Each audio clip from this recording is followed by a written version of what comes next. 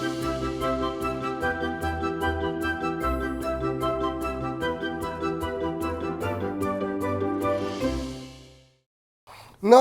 आभार, अभिनंदन, स्वागत आप सभी का। हेलो मनी नाइन, मेरा सवाल है मैं हूं विपुल सिंह।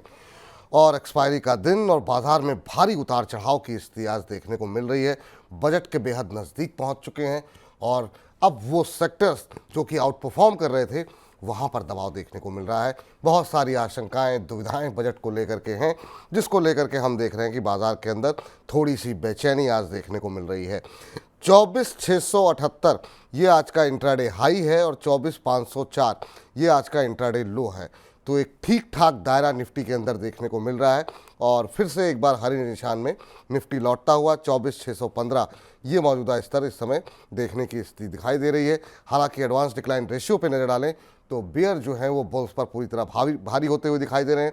1759 शेयर ऐसे हैं जो कि गिर के कामकाज कर रहे हैं। 811 शेयरों में मजबूती देखने को मिल रही है। दबाव आज अक्रॉस द सेक्टर देखने को मिल रहा है और ख़ास तौर से पीएसयू सेक्टर जो कि अब तक जो है लगातार लोगों को मुनाफा करा रहे थे, वहाँ हम देख रहे हैं लगातार जो है दबाव देखने को मिल रहा है। वो चाहे रेलवे पैक से उठा लीजिए, चाहे डिफेंस से उठा लीजिए। और सवाल भी हमारे पास बड़ी संख्या में उन्हीं सारे सेक्टर्स को लेकर के आते हुए दिखाई दे रहे हैं और लोग ये जानना चाह रहे हैं अब क्या करना चाहिए। तो आपको लगातार हमने स्ट्रेटजी बताई थी कि बजट के इर्द गिर्द थोड़ा उतार चढ़ाव रहेगा, तो समय से थोड़ा मुनाफा जो है वो बुक करते रहें ताकि बाजार जब अपॉर्चुनिटी दे तो आपके पास पैसे रहें पैसे लगाने के लिए। आज की रणनीति क्या होनी चाहिए, बजट में महज 2-3 दिन बाकी है। हमारे साथ आज के खास मेहमान जुड़ चुके हैं। अंशुल जी हमारे साथ मौजूद हैं। अंशुल जी, पहले तो बहुत बहुत स्वागत, आपका आभार, अभिनंदन आज की इस चर्चा में जुड़ने के लिए। और पिछली बार जब आप आए थे दर्शकों ने बहुत सारा प्रेम जो है वो आप पर बरसाया और बहुत सारे दर्शक आपसे मिलना भी चाहते थे। बड़ी संख्या में दर्शकों ने आपकी राय को सुना। अभी आप कैसे देख रहे हैं बाजार को सर? अब बजट में महज 2-3 दिन का समय बाकी रह गया है। अगर उम्मीदों से कुछ आता है बजट के अंदर तो आपको लगता है कि एक करेक्शन जो है बाजार में देखने को मिल सकता है? नमस्कार विपुल जी। नमस्कार आपके सभी दर्शकों को, धन्यवाद बुलाने के लिए। देखिए विपुल जी, मैं अभी इंडेक्स पे बहुत ज्यादा बेयरिश नहीं हूँ, क्योंकि बैंक निफ्टी में अगर देखें तो 15 मिनट के चार्ट पे लगभग 195 बार का inverse head and shoulder pattern बना है, जिसका इवेंचुअली ब्रेकआउट आता हुआ दिखना चाहिए। 52,600 52,650 के स्तर पे 7-8 बार रिजेक्ट कर चुका है। अब जब इसके ऊपर निकलेगा तो 900 950 पॉइंट की रैली बनेगी। 53,500 से 53,700 तक का टारगेट बनेगा। और बैंक निफ्टी का हाईएस्ट वेटेज है निफ्टी में, तो अगर बैंक निफ्टी 900 से 1100 पॉइंट चलती है तो फिर निफ्टी में भी 25,000 आना काफी आसान हो जाएगा, अनलेस कोई बड़े स्टॉक्स एकदम से नीचे आने लगे। बट ऐसा होता नहीं है। अगर बैंक निफ्टी चलती है तो निफ्टी साथ में चलती है। तो 24,900 से 25,000 निफ्टी में आता हुआ दिख रहा है और 53,500 से 53,700 बैंक निफ्टी पे आता हुआ दिख रहा है। सब्जेक्ट टू 52,600 52,650 के ऊपर हम ब्रेकआउट देके सस्टेन कर लें, जिसकी प्रोबेबिलिटी लगभग 75% की है। जी। और इस बीच बड़ी संख्या में सर लोग आपसे प्रश्न पूछने को आतुर हैं और सवालों की झड़ी कार्यक्रम शुरू होने से पहले ही लग चुकी है। और पहला सवाल वितु राय जी का लेते हैं। कह रहे हैं विपुल सर और अंशुल सर को नमस्कार। नमस्कार आपको भी है वितु राय जी। कह रहे हैं कि एचएल और बीईएल में क्या एवरेज करना सही रणनीति होगी या अभी वेट करें? ये वो शेयर हैं सर जिनमें लोगों ने काफ़ी अच्छे पैसे कमाए, लेकिन बहुत सारे दर्शक ऐसे भी हैं जिन्होंने ऊपरी लेवल पे बिल्कुल पीक पर जाकर के लिए हैं और अब वो थोड़ा सा पैनिक कर रहे हैं।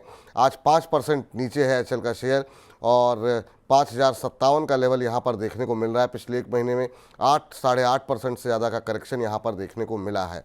इतनी बड़ी रैली के बाद अब थोड़ा सा करेक्शन बनता भी था, लेकिन आपकी राय क्या रहेगी? वो लोग जो कि अब थोड़ा सा ऊपर लेकर के फंस गए हैं, उनको क्या एवरेज की कोशिश करनी चाहिए या आपको लगता है कि एक बार ये गिरावट पहले थम जाए उसके बाद ही हाथ लगाना चाहिए? देखिए विपुल जी, मैंने लास्ट भी अपियरेंस में बहुत क्लियरली मेंशन किया था कि थर्सडे, फ्राइडे और मंडे, ये 3 दिन आपको माल बेच के एटलीस्ट 50% कैश पे आना चाहिए, अगर आपके पास पीएसयू स्टॉक्स हैं तो। क्योंकि इतनी ज्यादा एक्सपेक्टेशन बिल्ड हो चुकी है कि अगर उसको फुलफिल भी कर देते हैं तो नया कुछ नहीं दिखता है और प्रॉफिट बुकिंग की वजह से नीचे आ जाएंगे। लेकिन हल्की सी भी डिसअपॉइंटमेंट आती है तो प्रॉफिट बुकिंग के साथ साथ फ्रेश सेलिंग भी आती हुई दिखेगी पीएसयू स्टॉक्स में। तो क्लियर कट पीएसयू स्टॉक से आपको एक बार एग्जिट कर लेना चाहिए। पूरा जब चर्न हो जाएगा बजट के बाद, जो विनर्स बचेंगे, जो विनर्स बन के उभरेंगे, उनमें फ्रेश बाइंग की जा सकती है। बट जो स्टॉक्स पिटने पे आएंगे वो काफी तेजी से पिटेंगे, हाई से 30 35 40% भी करेक्ट हो सकते हैं। तो आखिरी का फ्रॉड 10% जो ऊपर का झाग है, उसके चक्कर में ऐसा ना हो कि आप अपने जो करंट मार्केट प्राइस है वहां से 20 30% नीचे पहुंच जाएं। मैं अगेन सजेस्ट कर रहा हूं कि PSU across the board profit booking कर लेना चाहिए। सेलेक्ट दो चार काउंटर हैं, टेक्सटाइल टेक्स इंफ्रा जैसे, जहां पे अभी भी तेजी दिख रही है। बट अगर पूरा सेक्टर पिटना स्टार्ट होगा तो इन स्टॉक्स में भी पिटाई होगी।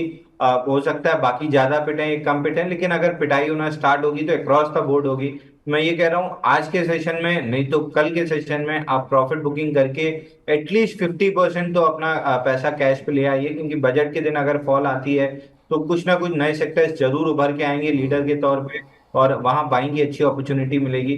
टेक्सटाइल एक सेक्टर मुझे लग रहा है जहां पे तेजी आ सकती है। एचएएल में पैटर्न ब्रेकआउट था जो फेल होता हुआ दिख रहा है। इमीडिएटली मेरे को नीचे में टारगेट्स दिख रहे हैं। बीईएल में नीचे दिख रहा है मेरे को 292, और एचएएल में मेरे को इमीडिएट बेसिस पे 50 डे मूविंग एवरेज का जो टारगेट दिख रहा था 49 45 का, वो आ गया है। अगर इसके नीचे टिकते हैं तो फिर 4300 तक ये स्टॉक नीचे आ सकता है। तो अब इनमें थोड़ी सी सेलिंग और वॉल्यूम बेस्ड सेलिंग दिख रही है, एग्जिट की सलाह रहेगी। एग्जिट की सलाह रहेगी आप सभी दर्शकों के लिए यहाँ पर कि थोड़ा बहुत जो है अब जो है कैश लेकर के चलिए, ताकि अपॉर्चुनिटी मिले। एवरेज करने के लिए भी तो पैसे चाहिए होंगे आपको, तो थोड़ा थोड़ा 50% तक सर कह रहे हैं कि आप लोग मुनाफा अपना बुक कर लें जहाँ मुनाफा हो रहा है। ये अफसोस ना रहे कि अच्छा खासा मुनाफा था और वो 30 40% घट गया, या जो आपने ऊपर लिया है तो आप नुकसान में आ गए। तो ऐसी चूक मत कीजिए, मुनाफा को समय से बुक करते रहिए ताकि अपने आपके पास कैश रहे, और समय मिलने पर जब सेक्टर रोटेशन अगर होता है, कुछ नए सेक्टर्स निकल के आते हैं, तो आपके पास पर्याप्त मौके रहें खरीदारी करने के लिए। चलिए अगले दर्शक हमारे साथ जुड़ चुके हैं, हमारे साथ उमेश जी मौजूद हैं। उमेश जी को नमस्कार। नमस्कार सर। नमस्ते उमेश जी, कैसे हैं, कहाँ से बोल रहे हैं आप? बहुत अच्छा है सर। मैं तो मनी नाइन को फॉलो करता हूँ। मनी नाइन का जो सजेशन है उसमें थैंक यू स्टॉक भी बाई करता हूँ। जी जी जी। मैं कहाँ से बोल कलकत्ता रहे से हैं बोल सर रहा आप? हूँ। कलकत्ता। कलकत्ता से बोल रहे हैं, चलिए बड़ी खूबसूरत जगह से बोल रहे हैं आप। और क्या करते हैं आप कोलकाता में? कलकत्ता जो हाई कोर्ट है उसमें काम करता हूँ। अच्छा, क्लार्कशिप जो है और उसमें काम करता चलिए बहुत अच्छी बात है सर। और बताइए क्या प्रश्न है आपका? हूँ। मेरा दो स्टॉक में डालना चाहता हूँ, एक है एनएमडीसी और एनएचपीसी। एनएमडीसी में मेरा होल्डिंग है 100 शेयर है जी 250 में। आप क्या करना चाहिए, और एनएचपीसी का शॉर्ट टर्म टारगेट क्या होगा, मैं जानना चाहता हूँ। एनएचपीसी किस भाव पे लिया आपने? एनएचपीसी सर नहीं लिया, मैं अच्छा, एनएमडीसी लिया। एनएमडीसी लिया है, एनएचपीसी पे जानना चाह रहे हैं कि क्या टारगेट होना चाहिए, है ना? हाँ, एंट्री लेवल क्या है, शॉर्ट टर्म टारगेट कितना शॉर्ट है? टर्म का टारगेट क्या हो सकता है? चलिए पहले तो जरा हम बात कर लेते हैं एनएचपीसी को लेकर के ही। एनएचपीसी से उम्मीदें काफ़ी रहीं, और ये एक बार जब करेक्ट होकर के नीचे 80 के नीचे भी गया था, उसके बाद से ये उम्मीद आई कि शायद 100 108 109 के आसपास का टारगेट हो सकते हैं, फिर 120 तक के टारगेट निकल के आए। अब चूँकि पूरे क्रॉस द सेक्टर में दबाव देखने को मिल रहा है, तो यहाँ पर भी दबाव है 0.25% नीचे। फ्रेश एंट्री के लिए कौन से लेवल आपके लिए कंफर्टेबल होंगे, क्योंकि यहाँ पर भी रिटेल पार्टिसिपेशन काफ़ी ज़्यादा रहा है जिस तरह की रैली देखने को मिली है। अभी अगर फ्रेश एंट्री करनी हो तो क्या करंट लेवल सही है या और नीचे आने का वेट करेंगे आप? और दूसरा, इनके पास एनएमडीसी के भी शेयर इन्होंने ले रखे हैं 250 के भाव पर, वहाँ भी इनको 7-8 रुपये का नुकसान ही हो रहा है। और देखिए एनएचपीसी से स्टार्ट करेंगे। यहाँ पे एक 115 दिन का पैटर्न बना हुआ है, 112 दिन का पैटर्न है, लेकिन आप अक्रॉस द बोर्ड सेलिंग आ रही है, तो इसमें भी जो ब्रेकआउट पॉइंट के पास से रिट्रेसमेंट आ रहा है। अब major support on the down side 100 102 रुपए के हैं। अगर इस रेंज के नीचे क्लोज करता है तो वह पैटर्न में कंप्लीट फेलियर होगा, और पहला टारगेट जो निकल के आएगा वो 72 रुपीज का डाउन साइड में निकल के आएगा, क्योंकि उसके पहले कोई मेजर सपोर्ट नहीं है। तो मैं कहूंगा अगर आपके पास नहीं है तो इसको अवॉइड कीजिए, अगर है तो बेचने की सोचिए, क्योंकि 102 रुपए 102 रुपए टूटने के बाद बड़ी तेज गिरावट आएगी, लगभग 30 35% की। तो यहाँ से एग्जिट की सलाह रहेगी। एनएमडीसी में भी स्ट्रक्चर ब्रेकडाउन है, 20 और 50 डे मूविंग एवरेज अब नीचे की तरफ आ रहे हैं, और उनके नीचे स्टॉक सस्टेन कर रहा है। लास्ट लाइन ऑफ सपोर्ट जो बची है 240 241 की जोन है, अगर इसके नीचे सस्टेन करता है तो फिर डाउन साइड ओपन अप होती हुई दिखेगी 210 रुपए की इमीडिएट बेसिस पे। तो यहाँ भी अगर लॉन्ग है तो 240 का स्टॉप लॉस लगा लेना चाहिए। अगर नहीं है तो फिर फ्रेश बाइंग के लिए स्टॉक नहीं दिख रहा है। बिल्कुल। चलिए, तो ये राय निकल करके आती हुई, और रोहित जी की टिप्पणी आई है सर, और बड़ी अच्छी टिप्पणी है। कह रहे हैं मनी 9 पर शोज बहुत अच्छे होते हैं, माफ़ कीजिएगा, कह रहे हैं कि और अभी तक बहुत प्रॉफिट भी हुआ है। लेकिन कह रहे हैं कि अब यहाँ पर कोई एक्सपर्ट कह रहे हैं कि स्टॉक बेचो, और कोई कह रहे हैं अभी भी बढ़ेंगे। अब हम लोग करें तो क्या करें? बहुत पैनिक है। बिल्कुल पैनिक की आवश्यकता नहीं है सर। डिपेंड करता है कि आपकी सिचुएशन क्या है। अब आपने कोई शेयर अगर 5 साल के नज़रिए से ले रखा है तो आप होल्ड भी कर सकते हैं, अगर फंडामेंटल किसी का व्यू है। जब अंशुल जी कोई बात कह रहे हैं तो फिर अंशुल जी को ही फॉलो कीजिए। अंशुल जी की राय को फिर आप किसी और राय के साथ मिक्स मत कीजिए, या कोई और राय को अगर आप फॉलो कर रहे हैं तो उसको फॉलो कीजिए। जब आप सभी रायों की मिश्रण बनाएंगे तो समस्या होगी। हर व्यक्ति अपने अपने आधार पर बाजार को परखता है, देखता है, उसके आधार पर स्टॉप लॉस टारगेट आपको दिए जाते हैं। और तो इसलिए जो है कंफ्यूज होने की या पैनिक करने की सिचुएशन नहीं है। अब किसी शेयर में आपको 60-70% का मुनाफा अगर हो रहा है और आपसे कहा जा रहा है कि आप 50% बुक कर लीजिए, तो बुक कर लीजिए। फिर नीचे आएगा, बाजार है, ऊपर भी जाएगा, नीचे भी जाएगा, और ट्रेंड को पकड़ने की कोशिश कीजिए। अंशु सर, आपकी टिप्पणी इस पर कि जो दर्शकों की राय आ रही है कि क्योंकि बड़ा इवेंट है, और हमारे मंच पर तो ज़्यादातर एक्सपर्ट ने कहा कि बजट के इर्द गिर्द आपको बहुत अग्रेसिव बाइंग नहीं करनी है, मुनाफा करते रहे, मुनाफा बुक कर लीजिए। पिछले शो में भी अंशुल जी आए थे तो उन्होंने ये कहा था। सर, आपकी टिप्पणी अंशुल जी। देखिए, किसी भी इवेंट के पहले वोलेटिलिटी काफी राइज होती है, और हाई वोलेटिलिटी में रिटेल इन्वेस्टर सबसे पहले मरता है। तो इसीलिए आप किसी भी जानकार से पूछिए, वो हमेशा ये कहेगा कि इवेंट के पहले एटलीस्ट 50% प्रॉफिट बुकिंग करके क्रैश पे आ जाइए, ताकि अगर कुछ अनएक्सपेक्टेड होता है तो बिल्कुल। आपको सस्ते भाव में माल मिल जाएगा, और एक्सपेक्टेशन भी आती है तो प्रॉफिट बुकिंग में नीचे आ सकता है। वो एक्सपेक्टेशन, अब एक्सपेक्टेशन इतनी ज्यादा पल चुकी है कि गवर्नमेंट एकदम आउट ऑफ द बॉक्स जाके अगर कुछ करती है तो फिर कुछ नया मिलेगा, आपको खरीदने की वजह मिलेगी। लेकिन जितनी खरीदने की वजह हो सकती है, वो सारी वजहों को एंटिसिपेट करके सारे लोग खरीद ही चुके हैं, तो अब नया खरीदने कौन आएगा? तो इसीलिए आप किसी भी एक्सपर्ट से पूछे, वो ये कहता है इवेंट के पहले 50% प्रॉफिट बुकिंग कर लीजिए। और विपुल जी ने एकदम सही कहा, आप किसी एक को फॉलो कीजिए, क्योंकि एक ही चार्ट अगर चार लोग देखेंगे, चारों को तेजी भी दिखेगी, तो चारों के टारगेट अलग आएंगे, क्योंकि उनके देखने का तरीका अलग होगा। कोई शॉर्ट टर्म का आपको टारगेट देगा, कोई मीडियम टर्म का देगा। तो किसी एक को फॉलो कीजिए और उनके साथ पकड़ के चलिए। अगर उनके 2-3 स्टॉप लॉस कटते भी हैं तो बाकी चीजों में वो इतना आपको प्रॉफिट करा देंगे कि आप नेट प्रॉफिट में रहेंगे। लेकिन मालूम पड़ा, दो मेरे कॉल ले लिए जिनके स्टॉप लॉस कटे, दो दूसरे के ले लिए जिसके स्टॉप लॉस कटे, तो आपके 4 स्टॉप लॉस कट गए, अगले के 4 चल गए, और 2 जिसमें चले 2 नहीं चले, तो आप नेट में रहेंगे। जो भी जितने एक्सपर्ट आ रहे हैं, कोई भी खराब नहीं है, सब अच्छे हैं, बट आप किसी एक को फॉलो कर लीजिए। बिल्कुल, तो ये राय आपके लिए यहाँ पर निकल करके आती हुई, और पैनिक करने की आवश्यकता नहीं है। बाजार एक तरफा चला है और बहुत लोगों ने बहुत प्रॉफिट भी लोगों ने कमाए हैं। तो ऐसे में अगर बाजार में थोड़ी वोलेटिलिटी रहती है तो थोड़ी देर के लिए दूर रहिए, देखिए, सुनिए, सब एक्सपर्ट को समझने की कोशिश कीजिए, फिर निर्णय लीजिए। तो पैनिक करने की आवश्यकता फिलहाल अभी तो दिखाई नहीं दे रही है बाजार के अंदर। चलिए, आगे जैसा कुछ होगा उस पर हम लोग विश्लेषण करते रहेंगे। चलिए, साईनाथ जी से बातचीत करते हैं और सीधे हैदराबाद चलते हैं।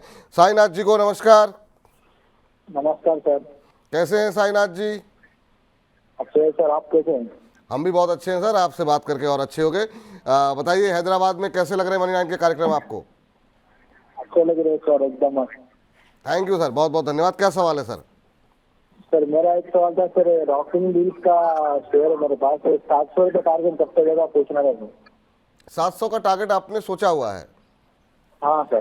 तो ये कहाँ से आपको, ये किसने बताया था? नहीं सर, मुझे आईपीओ में लगा था सर। अच्छा, आईपीओ के टाइम पर जो है आपने लिया हुआ है। 1000 शेयर आपने लिए हुए हैं और 140 के भाव पर इन्होंने लिए हुए हैं। हाँ सर। अभी अगर जो भाव अगर हम देखें तो 604 के आसपास चल रहा है। और अब इस पर टिप्पणी पूछते हैं कि इस तरह के शेयरों पर टिप्पणी करेंगे कि नहीं अंशुल जी। अंशुल जी, इन्होंने आईपीओ में रॉकिंग डील्स सर्कुलर इकोनॉमी के नाम से शेयर है, इसमें इन्होंने दांव लगाया हुआ है। और जो है अब ये जानना चाह रहे हैं 700 के टारगेट कब आ सकते हैं। अगर आप ट्रैक करते हो तो ही आपकी टिप्पणी जानना चाहेंगे।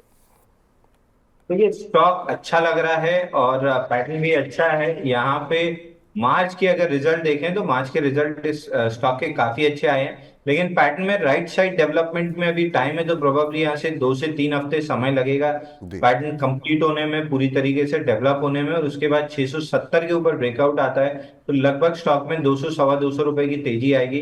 बट एक ही प्रॉब्लम है, स्टॉक में लिक्विडिटी बहुत कम है और कम लिक्विडिटी में फंसने के चांसेस काफी हाई होते हैं। तो मैं ये सजेस्ट करूंगा, अगर आप थोड़े एग्रेसिव प्लेयर हैं और आपको कम लिक्विडिटी वाले स्टॉक में दिक्कत नहीं है, तो आप होल्ड कर सकते हैं। 670 के ऊपर लगभग लगभग 870 से 900 तक के टारगेट बनेंगे। मार्च क्वार्टर रिजल्ट्स बहुत अच्छे हैं। मैं जनरली इतने लो वॉल्यूम वाले काउंटर्स अपने क्लाइंट को सजेस्ट नहीं करता हूँ, क्योंकि कई बार क्या होता है, कंसोलिडेशन में वॉल्यूम इतना ड्राई अप हो जाता है कि माल अगर बेचना हो तो हम ही बहुत 5-7% स्टॉक को गिरा सकते हैं। तो मैं लो बिल्कुल। लिक्विड स्टॉक जनरली रिकमेंड नहीं करता हूँ। आप अच्छे प्रॉफिट में हैं, जहां आपको सही लगे आप एग्जिट कर लीजिए, और कोशिश ये कीजिए कि मतलब जो है बहुत लो वॉल्यूम शेयरों पे नहीं पैसे ना लगाएं, क्योंकि कई बार आप बेचने जा रहे हैं तो आप बेच नहीं पा रहे हैं, तो इस तरह की समस्याएं आती हैं और उसमें रिटेल निवेशक ही सबसे ज़्यादा परेशान रहता है। चलिए अगले दर्शक का सवाल लेते हैं और समझने की कोशिश करते हैं। यहाँ पर बहुत सारे लोगों के सवाल जो है वो SJVN पर भी आ रहे हैं। SJVN इन्होंने 137 पर लिए हुए हैं अजय सिंह ने, और 270 शेयर इनके पास हैं। सर ये जो मतलब खाली अभी हमने NHPC पे बात की, SJVN पे भी सवाल आ गया। मैं चाहूँगा कि पावर पे आपका व्यू क्या निकल करके आ रहा है, क्योंकि ऐसा तो नहीं है कि फंडामेंटल्स काफ़ी हद तक चेंज हो गए हों, लेकिन क्या रणनीति होनी चाहिए, क्योंकि जिस तरीके से PSU में गिरावट आ रही है तो उसका असर इन शेयरों पर भी पड़ रहा है।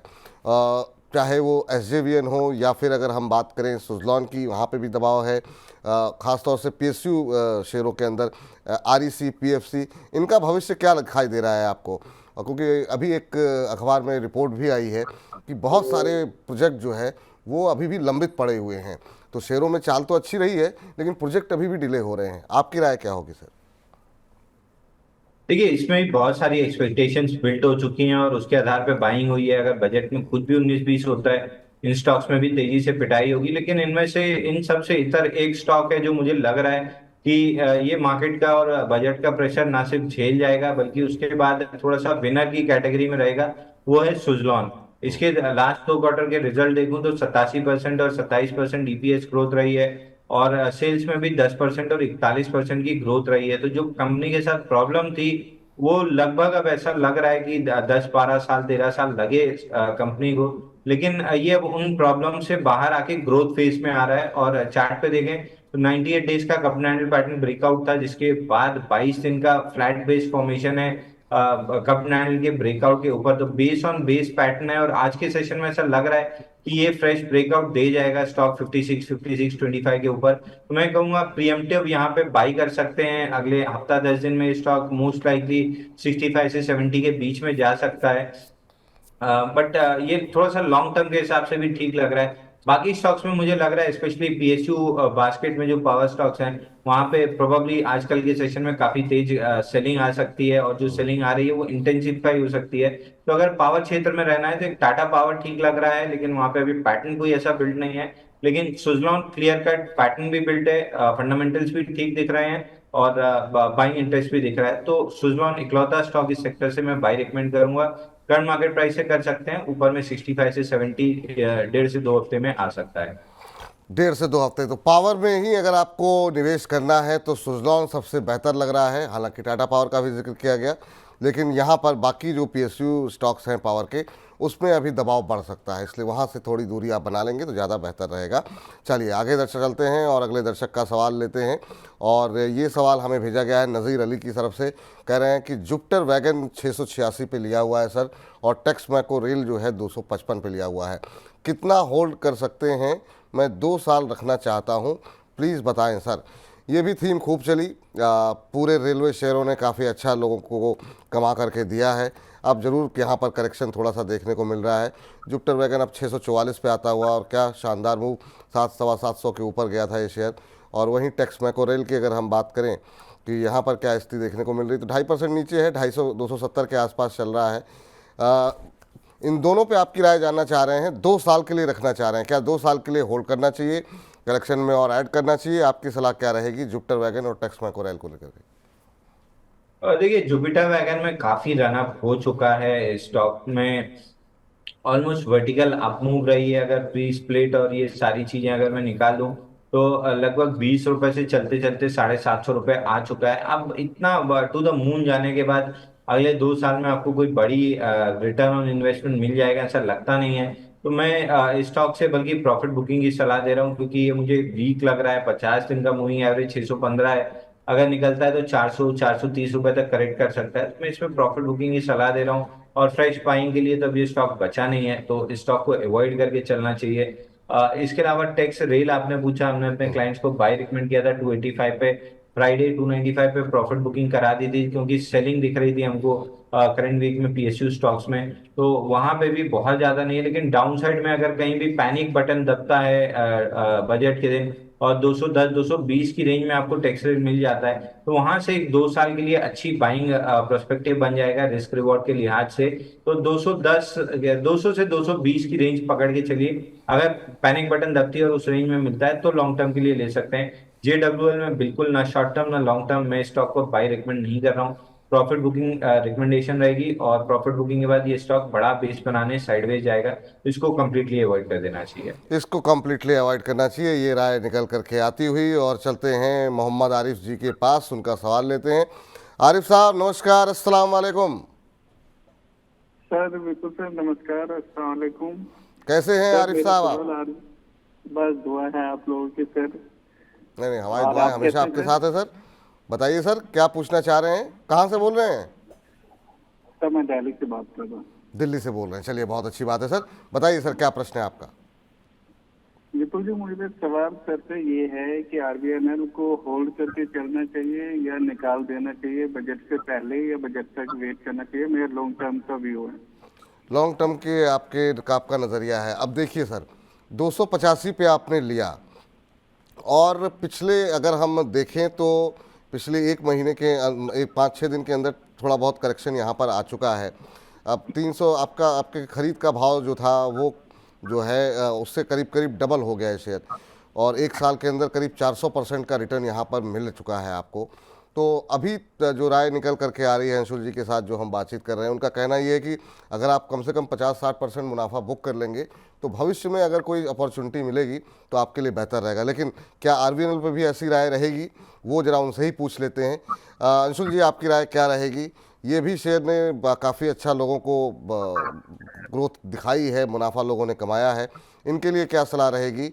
अब ये कह रहे हैं कि बजट के बाद बेचें या बजट के पहले बेचें। 285 पे लिए हैं, 600 का भाव आप करीब करीब ट्रेड करता हुआ, 595 596। देखिए विपुल जी, मल्टीपल मीडिया प्लेटफॉर्म्स पे मैंने ये स्टॉक रिकमेंड किया था, क्योंकि स्टॉक में लगभग 21 डेज का कम्युनल पैटर्न ब्रेकआउट था 415 रुपए में। मैंने एक्सपेक्ट नहीं किया था कि 4-5 दिन में ये इतना 50% के आसपास का रिटर्न दे देगा। एक 20-30% की मूव एक्सपेक्टेड थी। वहां से हमने प्रॉफिट बुकिंग की सलाह भी दे दी है अपने क्लाइंट्स को। और अगेन ये पीएसयू और रेलवे बास्केट में आता है, जहाँ पे ओवर क्राउडेड अब सारी चीजें हैं। तो अगर हल्की सी भी सेलिंग या नेगेटिव ट्रिगर आता है तो ये स्टॉक थोड़ा सा निकलने में आपको बड़ी दिक्कत हो जाएगी। इसका सर्किट रेंज भी घटा के 10% कर दिया गया है। मैं कहूंगा आप एटलीस्ट 75% पोजीशन बुक कर दीजिए। वैसे आपकी जगह मैं होता तो मैं 100% बुक करके कैश पे बैठता, कि बजट में कौन सी नई थीम्स नए विनर्स निकल के आ रहे हैं वहां पे इन्वेस्ट करने के लिए अपने पास कैश रखता है। बट अगर आप नहीं भी करना चाहते हैं तो at least 75% position current market price से बुक कर लेना चाहिए। केवल 25% पोजीशन के साथ बजट के अंदर जाना चाहिए। जी। और इस बीच 1000 से ज़्यादा दर्शक हमारे सिर्फ यूट्यूब के माध्यम से हमको देख रहे हैं, और बाकी हमारे जो फेसबुक है, हमारे मनी 9 के ऐप पर भी बड़ी संख्या में दर्शक जुड़ रहे हैं। तो आप सभी दर्शकों का तहे दिल से बहुत बहुत धन्यवाद, बहुत बहुत शुक्रिया। और आप सभी से निवेदन है कि अपने अपने ग्रुप्स में, व्हाट्सएप ग्रुप में जो है लिंक को भेजें, अपने परिवारजनों के साथ शेयर करें, अपने मित्रों के साथ, अपने फ्रेंड्स के साथ, जो आपके कलीग्स हैं उनके साथ शेयर करें, ताकि जो मिस इन्फॉर्मेशन टेलीग्राम के माध्यम से और तमाम माध्यमों से सोशल मीडिया के ज़रिए पहुंच रही है वो उससे लोग बच सकें और अपने पैसे की सुरक्षा स्वयं कर सकें। तो आगे बढ़ाते रहिए और मनी 9 के परिवार को आगे और ज़्यादा विस्तार देते रहिए। अमन जी हैं हमारे एक दर्शक, जिन्होंने कि मनी 9 को 100 रुपये भेजे हैं और कह रहे हैं कि हाय विपुल जी, शिपिंग कॉरपोरेशन ऑफ इंडिया के 334 शेयर लिए हुए हैं और 334 के भाव पर 300 शेयर लिए हुए। अच्छा, टाइम और टारगेट बता दीजिए। तो टाइम और टारगेट के बारे में तो ये है कि सर आपने जो है अब 314 पे आ गया शेयर ये आपका, और आपने 334 पे लिए हैं। तो अब तो नुकसान आपको यहाँ पर होता हुआ दिखाई दे रहा है, और अब वो समय नहीं है कि आप किसी भी भाव पर ले लेंगे तो शेयर जो है वहाँ से भी आपको रिटर्न देगा। इस शेयर ने काफ़ी अच्छा रिटर्न दिया। इस शेयर में खबर भी आई थी और वो इसी मंच पर हमने शेयर भी की थी आप सभी लोगों से, और यहाँ पर खबर ये निकल कर के आई थी कि यहाँ पर सरकार हिस्सा बेच सकती है, और इसको लेकर के सिर्फ पीएमओ की मंजूरी बाकी रह गई है। लगभग जो है विनिवेश की प्रक्रिया आगे बढ़ती हुई दिखाई दे रही है। उसके चलते 20% का एक दिन इस पर हमने तेज़ी भी देखी, उसके बाद से थोड़ी सुस्ती बनी हुई है। आपने बिल्कुल वहीं उसी के इर्द गिर्द मुझे लगता है खरीद लिया है। सर, क्या सलाह रहेगी इनके लिए? शिपिंग कॉरपोरेशन ऑफ इंडिया नुकसान में है। देखिए विपुल जी, शिपिंग कॉर्पोरेशन ऑफ इंडिया उन चुनिंदा स्टॉक्स में से हैं जो मैं पोस्ट बजट बाय रिकमेंड करूंगा, क्योंकि हम बजट के अंदर जा रहे हैं तो वोलेटिलिटी को मैं नहीं झेलना चाहता। 106 दिन का बेस पैटर्न ब्रेकआउट था 280 रुपीज पे, जिसका इमीडिएट टारगेट 450 रुपए था। इसने हाई बनाया है 384 का।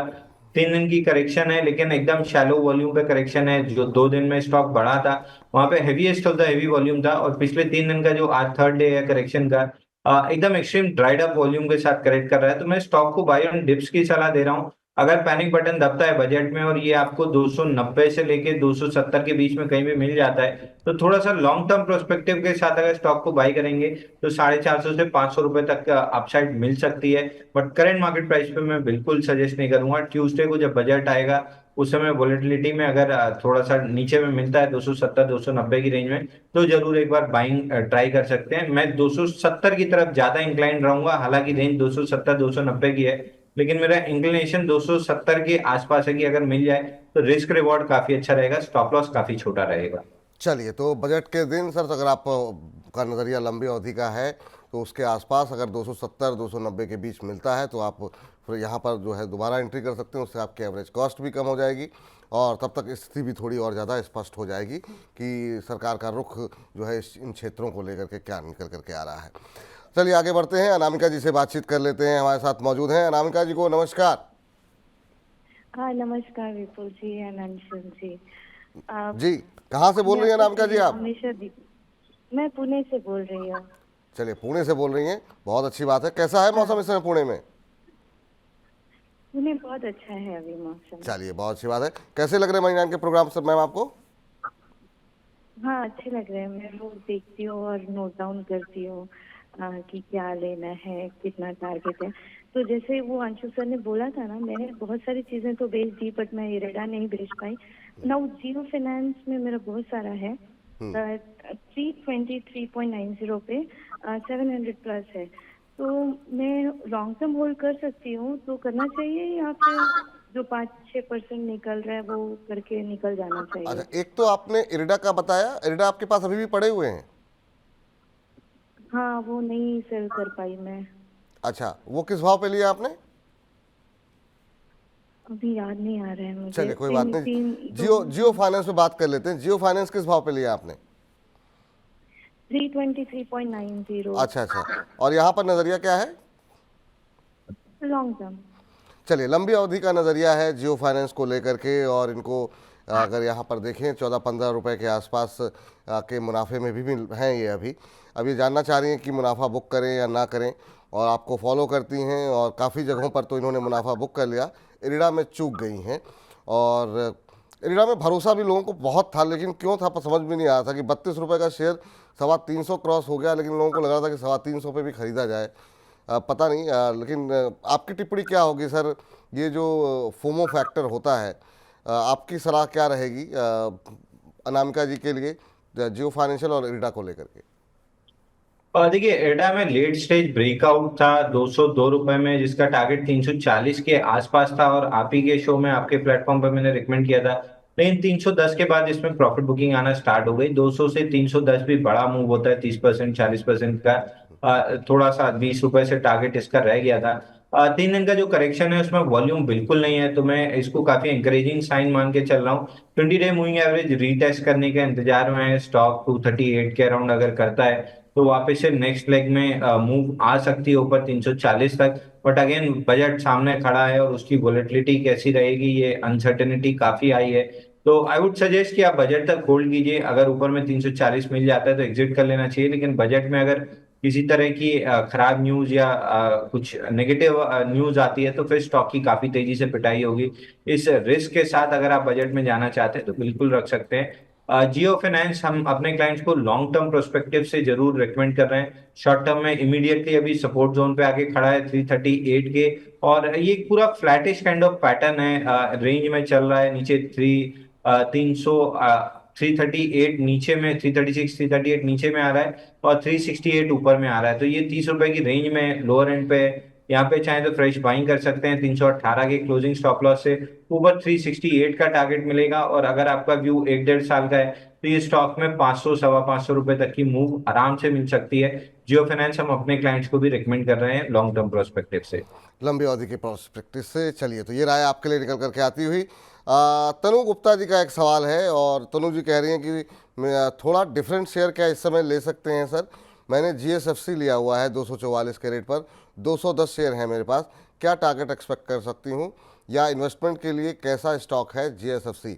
तो ये जो थीम अभी तक चली है उससे कुछ अलग लेने की ये कोशिश फर्टिलाइज़र क्षेत्र के अंदर ये अपना एक सकारात्मक रुख देख रही हैं। अभी एक GSFC का जो भाव है वो 250 के आसपास ये शेयर ट्रेड करता हुआ चल रहा है, और इन्होंने जो है 244 पे ले रखा है, और इनको फ़िलहाल तो मुनाफे में हैं, तो 5-6 रुपये यहाँ पर इनके बनते हुए दिखाई दे रहे हैं।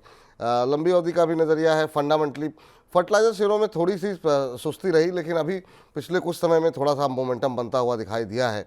आपकी सलाह क्या रहेगी? एक्सपेक्टेशन बजट को लेके काफ़ी ज़्यादा थी, और हर बार बजट में चलते भी थे इस तरह के शेयर। इस बार उस तरीके की रैली नहीं रही, लेकिन रिकवरी है। जिस तरह का पूरे साल भर का माहौल रहा, वहाँ से अब रिकवरी थोड़ी सी आ रही है। आपकी सलाह क्या रहेगी सर GSFC को लेकर के? और देखिए, फर्टिलाइजर स्टॉक्स में मैं थोड़ी सा लॉन्ग टर्म तेजी एक्सपेक्ट कर रहा हूँ, और बजट में कुछ ना कुछ अच्छी चीज उनके लिए मिलनी चाहिए, क्योंकि 10 साल में इस गवर्नमेंट के साथ सबसे ज्यादा शिकायतें मिडिल क्लास और फार्मर्स को ही रही हैं। तो आई एम श्योर कि इलेक्शन रिजल्ट देखते हुए पहले ही बजट में इन दो सेगमेंट्स को काफी अच्छे से केटर किया जाएगा। तो फर्टिलाइजर में जो न्यूज थी GST वगैरह की, वो इमीडिएटली जैसे एक्सपेक्टेशन थी मार्केट की, मेटेरियलाइज नहीं हुई है। But over a period of time मैं मान के चल रहा हूँ कि ये चीजें मेटेरियलाइज होंगी, और फार्मर जो साइड का ये रहेगी, कंपनी रहेंगी, वहां पे लॉन्ग टर्म तेजी रहेगी। क्योंकि मैं मध्य प्रदेश से आता हूँ, शिवराज सिंह चौहान लगभग 20 साल से मुख्यमंत्री रहे, तो उनके काम करने की शैली मुझे पता है कि वो ग्राउंड लेवल पे, ग्रास रूट पे चीजों को ठीक करते हैं। और वो 1 2 3 साल का समय लगता है, लेकिन फिर एकदम तेजी से दिखने लगता है कि काम हुआ है, और उसके पॉजिटिव इफेक्ट दिखते हैं। तो फर्टिलाइजर को 2 3 साल के प्रोस्पेक्टिव से पकड़ रहे हैं तो आपको स्टॉक्स मल्टी बैगर दे सकते हैं। GSFC में फिलहाल पैटर्न बिल्ड हो रहा है, और इसका ब्रेकआउट 262 263 के ऊपर आएगा। अगर ये स्टॉक 263 निकाल लेता है तो इस स्टॉक में 340 रुपए तक की तेजी डेवलप होगी। Structural long term bull run में स्टॉक शॉर्ट टर्म बजट की वॉलेटिलिटी में ऊपर नीचे हो सकता है, बट इवेंचुअली ये स्टॉक अगर खींच के चलें कि अगर 18 से 24 महीने का समय देंगे तो स्टॉक डबल होने की पूरी पूरी पॉसिबिलिटी दिखती है। मैं कहूंगा शॉर्ट टर्म ये बजट की वॉलेटिलिटी अगर झेल सकते हैं तो इमीडिएटली बाई कर लीजिए। बहुत हद तक चांसेस है कि बजट में पॉजिटिव न्यूज आएगी। नहीं भी आती है तो 1.5 से 2 साल में स्टॉक 490 से 500 रुपए जा सकता है। चलिए, तो लंबी अवधि का नज़रिया है, तो बिल्कुल आपके लिए जो है ग्रीन सिग्नल यहाँ पर निकल करके आ रहा है।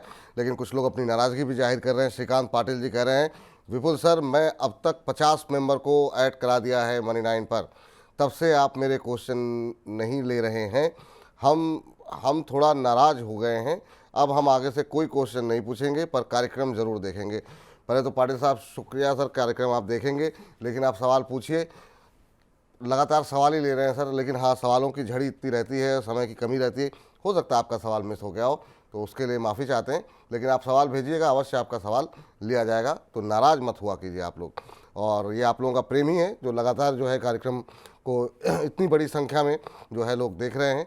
चलिए, इस बीच जो है अगला प्रश्न लेते हैं अगले दर्शक का, और ये प्रश्न जो है आया है आम जनता की आवाज़ कुमार के साथ के नाम से, इन्होंने अपनी आईडी बनाई है। इन्होंने अपना नाम नहीं मेंशन किया है। कह रहे हैं विपुल सर और अंशु सर जी को सादर नमस्कार। आपको भी सादर नमस्कार सर। कह रहे हैं कि आप मेरा सवाल नहीं ले रहे हैं, बहुत दिनों से भेज रहा हूं, आज ले लीजिए। आज बिल्कुल ले लिया गया है। SBI कार्ड के 70 शेयर इन्होंने 742 के भाव पर लिए हुए हैं। कह रहे हैं क्या किया जाए, 10 महीने हो गए। 10 महीने हो गए हैं इसको लेकर के, अब जो है जानना चाह रहे हैं कि अभी क्या करना चाहिए। 732 का भाव अभी करंट जो है वो देखने को मिल रहा है और इन्होंने 742 पे लिए हुए हैं और 10 रुपये का नुकसान लेकर के बैठे हुए हैं। दरअसल आरबीआई की तरफ से सर जो कमेंट्री आई बीच में कि वो क्रेडिट कार्ड से खर्च को जो बढ़ता हुआ है उसको लेकर उन्होंने कंसर्न जताया है और ये जो है एक बड़ा कंसर्न रहा है। पिछले 6 महीने में 2-2.5% का नेगेटिव रिटर्न इस शेयर ने दिया है, साल भर में 13% का नेगेटिव रिटर्न। अब ये क्या भविष्य दिखाई दे रहा है आपको एसबीआई कार्ड का?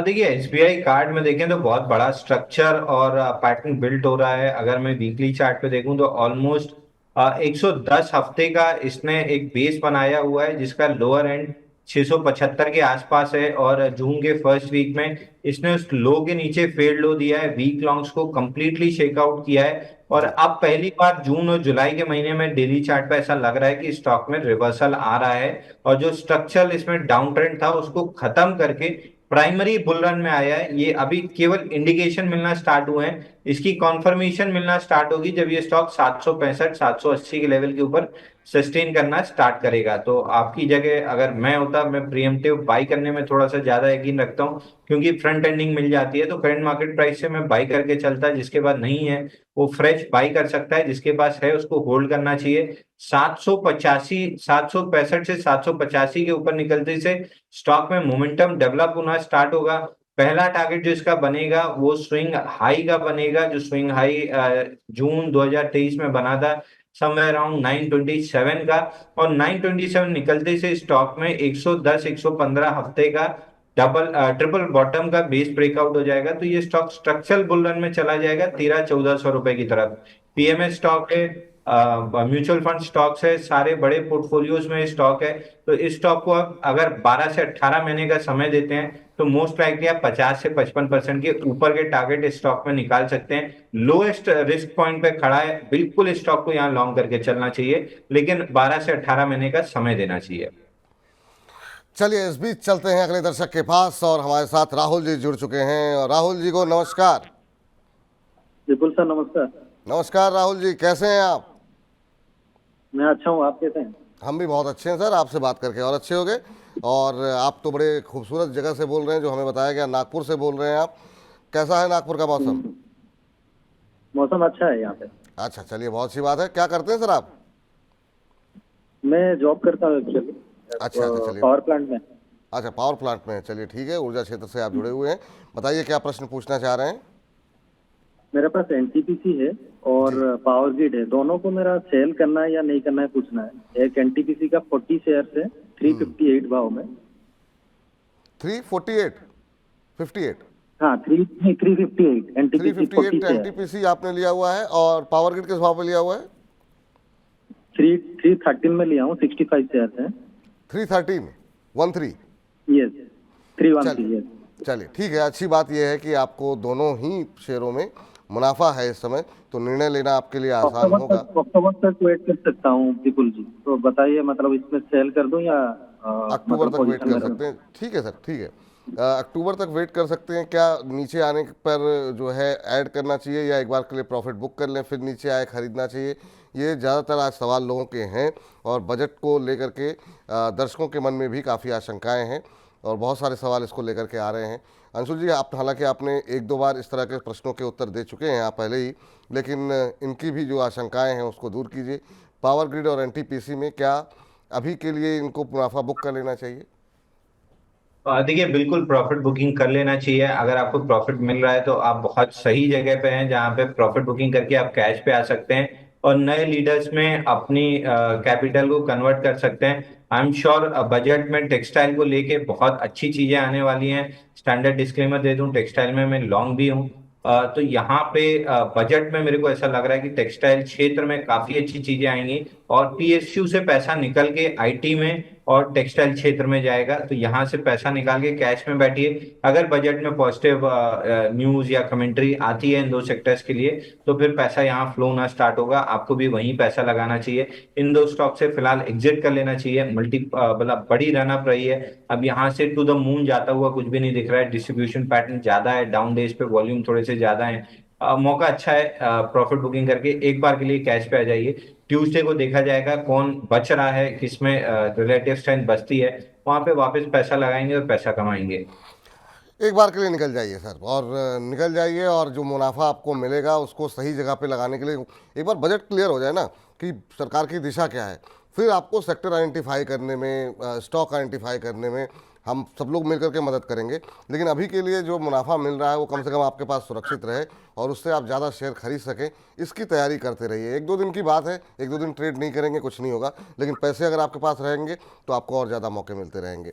चलिए ज़रा आगे बढ़ते हैं और अगले दर्शक का प्रश्न ले लेते हैं। अरुण कुमार जी का कह रहे हैं कि बिग फैन ऑफ अंशुल जी, तो आपके बड़े प्रशंसक हैं। लिस्ट तो उन्होंने बहुत लंबी चौड़ी हमें भेज दी है, लेकिन इतने सारे सवाल हम ले नहीं पाएंगे। आपका जो सवाल जस्ट डायल पे है इसको हम बजेंगे स्टॉक्स में अभी डिस्कस करेंगे, तो आपको वहाँ उत्तर मिल जाएगा। मद्रास फर्टिलाइज़र पे आपका सवाल ले लेते हैं। कह रहे हैं कि सर आपकी रिकमेंडेशन पर मैंने मद्रास फर्टिलाइज़र ले रखे हैं 114 रुपये के भाव पर, तो ये आपके प्रशंसक हैं, आपके कहने पर इन्होंने मद्रास फर्टिलाइज़र ये कह रहे हैं इन्होंने लिया हुआ है। और अभी अगर हम देखें तो 120 के आसपास ये शेयर ट्रेड करता हुआ, और इनकी खरीद का जो भाव रहा है वो रहा है 114 का, तो 6 रुपये 5-6 रुपये इनके थोड़े से अभी नुकसान में हैं, माफ़ कीजिएगा प्रॉफिट में है, 6 रुपये प्रॉफिट में है। आपकी राय क्या होगी सर अरुण जी के लिए? देखिए विपुल जी, मद्रास फर्टिलाइजर में 128 दिन का ब्रेकआउट आया था और उसी ब्रेकआउट को रीटेस्ट करने स्टॉक 120 तक नीचे में आया है, तो स्टॉक को आराम से होल्ड करना चाहिए। इसमें 104 रुपए का मेजर सपोर्ट है। 100 रुपए का अगर क्लोजिंग बेसिस पे स्टॉप लॉस ले लेते हैं तो अगले 3 से 4 महीने में बहुत हाई लाइकली है कि स्टॉक 165 से 170 रुपए की अपसाइड के टारगेट दिखा सकता है। बट अगेन बजट में अगर कुछ नेगेटिव न्यूज नहीं आती है, एटलीस्ट अगर म्यूटेड भी रह जाता है फर्टिलाइजर स्टॉक्स के लिए बजट, तो अगले 6 महीने फर्टिलाइजर स्टॉक्स में तेजी डेवलप होती हुई दिखेगी। तो यहाँ से 165 170 का टारगेट दिख रहा है, सब्जेक्ट टू 100 रुपीज का क्लोजिंग बेसिस पे स्टॉप लॉस ले लेना चाहिए। जी चलिए, इस बीच अलंकृता सक्सेना जी का भी सवाल ले लेते हैं। कह रहे good afternoon Vipul sir and Anshul sir. Very good afternoon Alankrita ji, कैसी हैं आप? कह रहे मेरे पास बैंक ऑफ बड़ौदा के शेयर हैं 277 रुपये के भाव पर, क्या मुझे और ऐड करना चाहिए या नहीं करना चाहिए? Thanks for your guidance.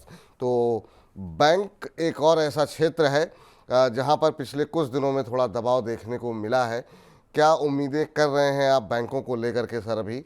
और अभी अगर बैंकों में खरीदारी करनी हो तो क्या पीएसयू की तरफ जाएंगे या निजी क्षेत्र की तरफ जाएंगे आप? देखिए बैंकिंग में अगर रहना है तो बैंकिंग में मेरे को सबसे अच्छा काउंटर जो लगता है वो फिलहाल एचडीएफसी बैंक लगता है। बॉक्स लो के पास 1424, इस 1424 1440 की रेंज में मैंने मल्टीपल मीडिया प्लेटफॉर्म अपने क्लाइंट्स को रिकमेंड किया था कि बॉक्स हाई तक पहले आएगा, उसके बाद कंसोलिडेट करके बॉक्स का जब ब्रेकआउट देगा तो 2000 रुपए तक स्टॉक जाएगा। तो बॉक्स हाई आ चुका है, वहां से करेक्शन भी आ चुका है। अब थोड़ा सा यहाँ पे 3-4 हफ्ते साइडवेज रहते हुए बेस बनाएगा और फिर चलेगा तो 2000 रुपए तक जाता हुआ दिखेगा। तो अगर आप इन्वेस्टमेंट के लिहाज से देख रहे हैं तो आपको एचडीएफसी बैंक देखना चाहिए। अगर आप ट्रेडिंग शॉर्ट टर्म ट्रेडिंग के लिहाज से देख रहे हैं तो एक्सिस बैंक में यहाँ से 5 से 8% की मूव आती हुई दिख रही है। तो मैं हमेशा से सरकारी प्राइवेट सेक्टर बैंकों के फेवर में रहा हूँ। एक्सिस बैंक मुझे शॉर्ट टर्म के लिए, एचडीएफसी बैंक मुझे लॉन्ग टर्म के लिए, ये दो स्टॉक्स तेज लग रहे हैं। मैं जनरली पीएसयू बैंक्स को अवॉइड कर देता हूँ, हालांकि उनकी बैलेंस शीट बहुत ज्यादा क्लीन हो चुकी है, लेकिन चार्ट मुझे उतने क्लीन नहीं दिखते हैं कि मतलब माई स्टाइल ऑफ ट्रेडिंग में वो सूट नहीं करते हैं। तो मैं प्राइवेट सेक्टर बैंक्स ज्यादा प्रेफर करता हूँ।